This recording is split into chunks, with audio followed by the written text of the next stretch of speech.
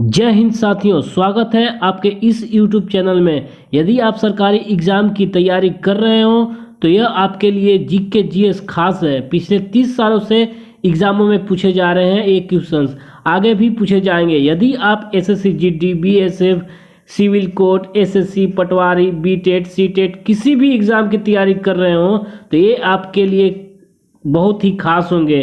तो चलिए चलते हैं, शुरू करते हैं बिना टाइम गंवाए। देखते हैं फर्स्ट नंबर क्वेश्चन। दोस्तों, अगर आप पार्ट 1 से लेकर पार्ट 19 तक नहीं देखे हैं तो प्लीज़ उसे देख लें, बहुत ही फायदेमंद है। देखते हैं फर्स्ट नंबर, हरे घास का रंग हरा। फर्स्ट नंबर क्वेश्चन, हरे घास का रंग हरा दिखाई देता है क्योंकि। इसका आंसर रहेगा ए, हरे रंग का प्रकाश को वापस हमारी आंखों पर परावर्तित करती है। तो एक पॉइंट आप याद रखिएगा दोस्तों, हमारे आँख जिस रंग का अवशोषण कर लेते हैं वह दिखाई नहीं पड़ता है, और जिस रंग को परावर्तित करता है वह दिखाई देता है। देखते हैं सेकंड नंबर। अगर सब्सक्राइब नहीं किए हैं तो दोस्तों सब्सक्राइब कर लें, बहुत ही फायदेमंद होगा आपके लिए। निम्नलिखित में से कौन सा अंगूर में पाया जाने वाला मुख्य कार्बनिक अम्ल है? इसका आंसर रहेगा बी, टार्टेनिक अम्ल। अम्ल का जो स्वाद होता है दोस्तों, आपको याद रखना है कि खट्टे होता है। ठीक है, देखते हैं नेक्स्ट।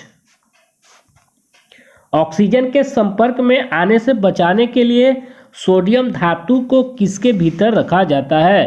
तो इसका आंसर रहेगा सी, केरोसिन में। ठीक है, देखते हैं नेक्स्ट। 4 नंबर, भारत का सबसे बड़ा तथा दुनिया का सबसे बड़ा मठ तवांग मठ कहाँ स्थित है? तो आपको याद रखना है सी number question, Arunachal Pradesh.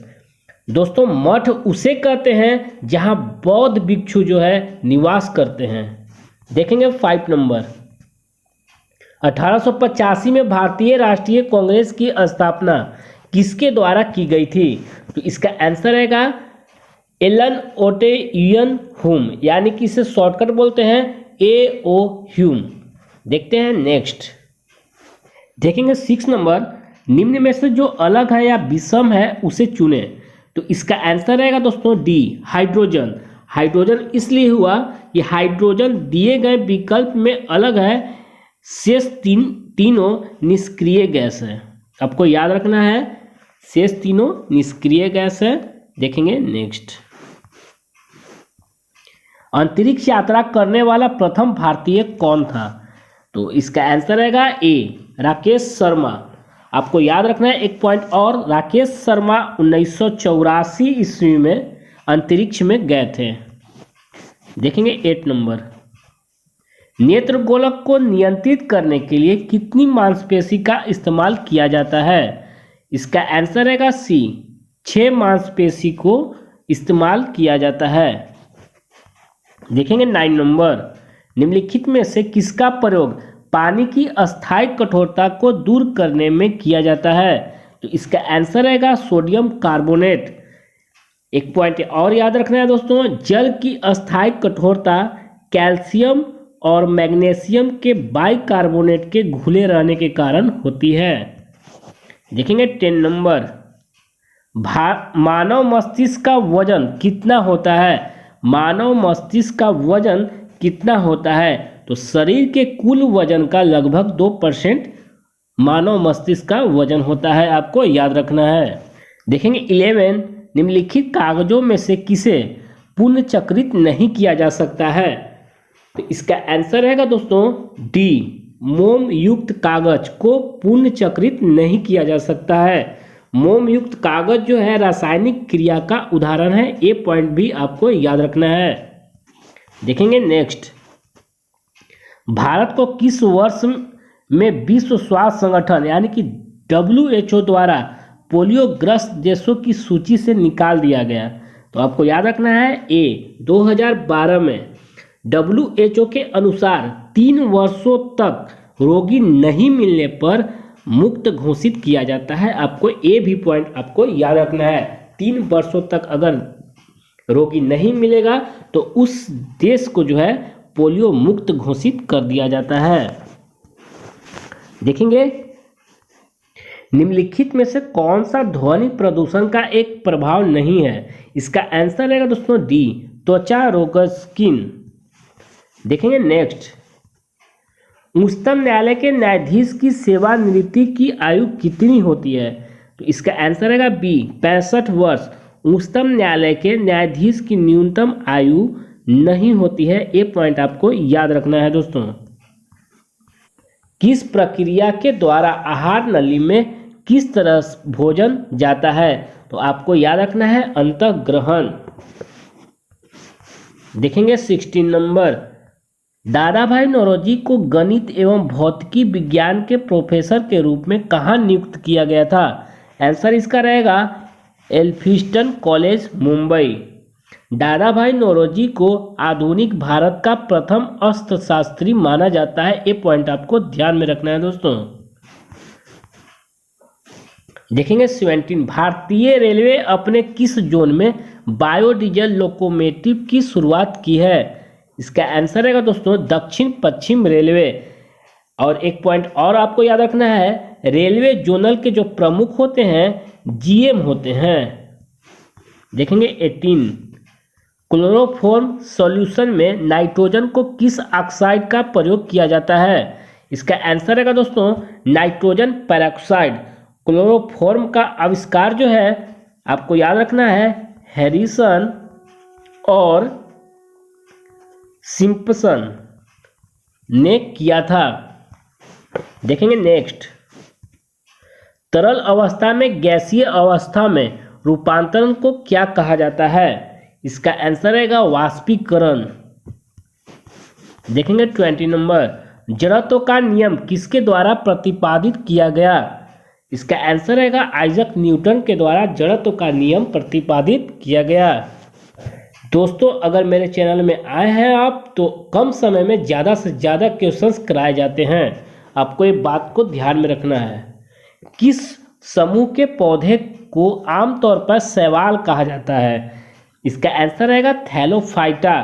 Thallophyta वनस्पति जगत का सबसे बड़ा समूह है, ये पॉइंट आपको याद रखना है। देखेंगे 22 नंबर, निम्नलिखित में से कौन सा मानव में पुरुष प्रजनन प्रणाली का हिस्सा नहीं है? तो इसका आंसर रहेगा अंडाशय पुरुष प्रजनन प्रणाली का हिस्सा नहीं है।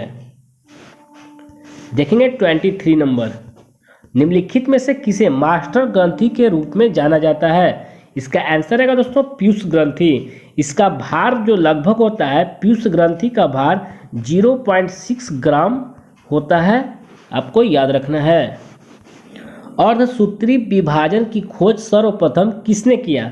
तो इसका आंसर रहेगा बीजमैन। अगर स्ट्रॉसबर्गर की बात किया जाए तो ये जो है विस्तृत अध्ययन किए थे, आपको याद रखना है। विस्तृत अध्ययन अगर पूछेगा तो आपका आंसर स्ट्रॉसबर्गर हो जाएगा। देखेंगे 25, एल्फा नामक विष निम्न में से किसे बनते हैं? एल्फा नामक जो विष बनते हैं किससे बनते हैं? तो आपको याद रखना है कवक से बनते हैं। गैल्वेनोमीटर किस लिए प्रयुक्त होता है? गैल्वेनोमीटर का जो है प्रयोग किस लिए हम लोग करते हैं? तो याद रखना है विद्युत धारा की दिशा ज्ञात करने के लिए किया जाता है। देखेंगे 27, निम्न में से विद्युत परिपथ में किसे समांतर श्रेणी में जोड़ा जाता है? तो इसको याद रखना है वोल्ट मीटर को जो है हमेशा समांतर श्रेणी में जोड़ा जाता है।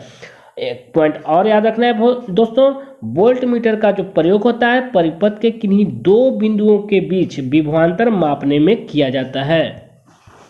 देखेंगे 28, चंपारण आंदोलन से निम्नलिखित में से कौन संबंधित नहीं था? तो आपको आंसर याद रखना है जयप्रकाश नारायण, जो कि भारत छोड़ो आंदोलन से 1942 संबंधित है। देखेंगे नेक्स्ट, हड़प्पा स्थानों से मिले अनाजों में बाजरे के दाने निम्न में से किस स्थान से प्राप्त हुए? तो आपको याद रखना है गुजरात से प्राप्त हुए थे। देखेंगे नेक्स्ट, भारत में राज्य विधान पालिकाओं का उच्च सदन कौन सा है? तो इसका आंसर आएगा विधान पालिका परिषद। देखेंगे 31 नंबर, गीत जन गण मन को भारत के राष्ट्रीय गान के रूप में किस वर्ष स्वीकृत किया गया था? इसका आंसर रहेगा 1950 ईस्वी में। देखेंगे 32, भारत के अंतिम अंग्रेज वायसराय कौन था? इसका आंसर रहेगा लॉर्ड माउंटबेटन। भारत के अंतिम अंग्रेज वायसराय लॉर्ड माउंटबेटन थे। भारत एवं पाकिस्तान का विभाजन किस योजना के तहत हुआ था? तो आपको याद रखना है, माउंटबेटन योजना के तहत भारत पाकिस्तान का विभाजन हुआ था। देखेंगे 34 नंबर, प्रस्तावना का वह प्रावधान जो सभी वयस्क नागरिकों को मतदान का अधिकार प्रदान करता है क्या कहलाता है? तो इसे कहते हैं गणतंत्र। देखेंगे नेक्स्ट, धर्मनिरपेक्ष का अर्थ क्या होता है? धर्मनिरपेक्ष का अर्थ होता है सभी धर्मों का महत्व स्वीकार करना। स्प्रिंग को अपनी समान लंबाई पर वापस लौटने के लिए लगने वाले बल को क्या कहते हैं? तो इसे कहते हैं प्रत्यास्थन प्रत्ययन बल। देखेंगे 37 नंबर, 10 किलोग्राम का एक पिंड जमीन से 10 मीटर की ऊंचाई पर है तो इसकी जो है स्थित ऊर्जा क्या होगी? तो स्थिति ऊर्जा बराबर होता है दोस्तों mgh। m है आपका 10 किलोग्राम और g है आपका 9.8 गुने आपका हो जाएगा h होगा 10। तो आप कैलकुलेशन कीजिएगा तो 980 जूल आपका आंसर आएगा। देखते हैं आगे। जूल निम्नलिखित की इकाई है। इसका आंसर रहेगा ए। ऊर्जा का जो इकाई होता है जूल होता है और बल की जो बात किया जाए बल की इकाई न्यूटन और दाब की इकाई जो होता है न्यूटन पर मीटर स्क्वायर और तापमान का होता है सेंटीग्रेड। देखेंगे नेक्स्ट, अल्टीमीटर से क्या नापते हैं? अल्टीमीटर से जो है भूतल से ऊंचाई को मापते हैं। देखेंगे 40 नंबर, एक बाइट में कितने बीट होते हैं? इसका आंसर रहेगा सी, 8 बीट होते हैं। देखेंगे 41 नंबर, कंप्यूटर के कार्य करने की गति को किस मात्रक में मापा जाता है? तो इसका आंसर होगा दोस्तों ए, मेगाबाइट में। और 1 मेगाबाइट बराबर होता है 1024 KB यानी कि किलोबाइट। देखेंगे 42, रबड़ आसानी से घुल जाता है तो इसमें बताना है कि रबड़ जो है आसानी से किस में घुलते हैं? तो बेंजीन में घुलते हैं। ठीक है, रबड़ अध्रुवीय होता है जिससे यह जल आदि में न घुलकर बेंजीन में घुलता है। ठीक है, देखेंगे 43, रेडियो एक्टिव आणविक परिवर्तन में किस प्रकार की तरंगे या किरणें उत्पन्न होती है? इसका आंसर रहेगा अदृश्य किरणें उत्पन्न होती है। देखेंगे 44, कपड़े से स्याही और जंग के धब्बे छुड़ाने के लिए निम्नलिखित में से किसका प्रयोग होता है? इसका आंसर रहेगा दोस्तों ऑक्जेलिक अम्ल का प्रयोग करते हैं। देखेंगे 45, धातु की जो प्रकृति होती है कैसी होती है? इसका आंसर रहेगा दोस्तों उदासीन। धातुओं की प्रकृति विद्युत रूप से उदासीन होती है। इनमें धनात्मक एवं ऋणात्मक जो है आयन नहीं पाए जाते हैं। ये पॉइंट आपको ध्यान में रखना है। देखते हैं 46, हिमालय क्षेत्र में चट्टानें मुख्यतः कौन सी है? इसका आंसर रहेगा औसादी। देखेंगे 47, पश्चिमी घाट से कौन कौन सी नदियां निकलती है?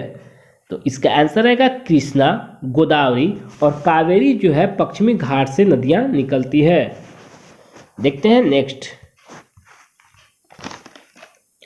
48, कौन सी नदी पश्चिम की ओर बहते हुए अरब सागर में प्रवेश करती है?